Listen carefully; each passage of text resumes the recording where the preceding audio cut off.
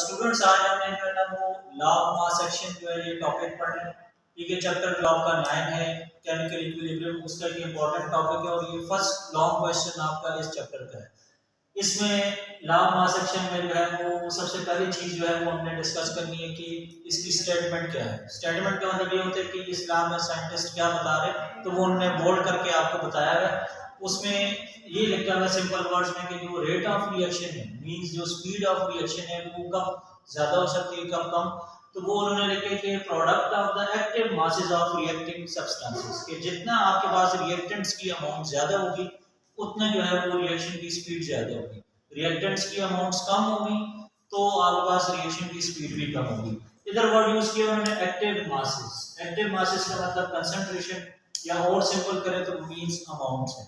Amounts बढ़ाएंगे तो reaction की स्पीड बढ़ेगी, अमाउंट्स कम करेंगे रिएक्शन स्लो हो जाएगा। अच्छा, फिर इसमें दूसरी चीज है, इसका जो दूसरा पार्ट है जो हेडिंग में भी लिखा हुआ है वो ये कि डिराइवेशन हमने करनी है इक्विलिब्रियम कांस्टेंट की। ठीक है, तो वो कैसे करेंगे, तो एक सिंपल रिवर्सिबल रिएक्शन है जो हाइपोथेटिकल इक्वेशन है। हाइपोथेटिकल मींस फर्जी एक इक्वेशन है जिसमें ए और बी रिएक्टेंट्स हैं और सी और डी आगे प्रोडक्ट बन रहे हैं, उसी को यूज करके हम डिराइवेशन कर रहे हैं। तो उसमें हम क्या करेंगे, सबसे पहले रिवर्सिबल रिएक्शन में जो फॉरवर्ड रिएक्शन होते हैं उसका बताएंगे। तो फॉरवर्ड रिएक्शन में क्या होता है कि जो आपके पास रिएक्टेंट्स होते हैं वो हम लिखेंगे। ये जो ऊपर इसके ए और बी लिख रहे हैं ये इसके नंबर ऑफ मोल्स हैं।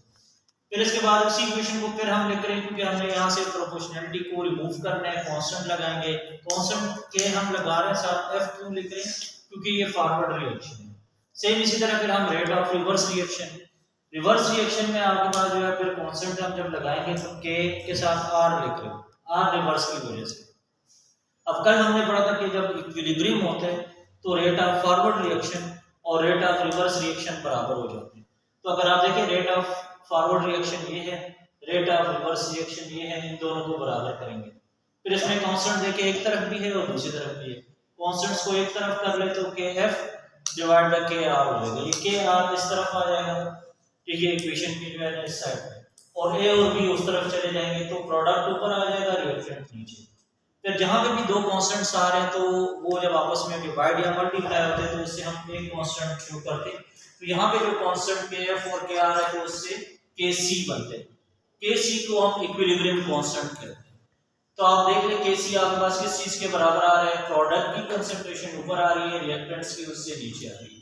अच्छा, इसी पूरी इक्वेशन जो आपको नजर आ रही है इस पूरी इक्वेशन को हम कहते हैं इक्विलिब्रियम कांस्टेंट एक्सप्रेशन, पूरी इक्वेशन को। और सिर्फ जो इसमें ये के सी है ये इक्विलिब्रियम कांस्टेंट है। ठीक है, तो यहाँ तक जो है वो आपका ये एक इंपॉर्टेंट टॉपिक जो है वो लॉ ऑफ मास एक्शन।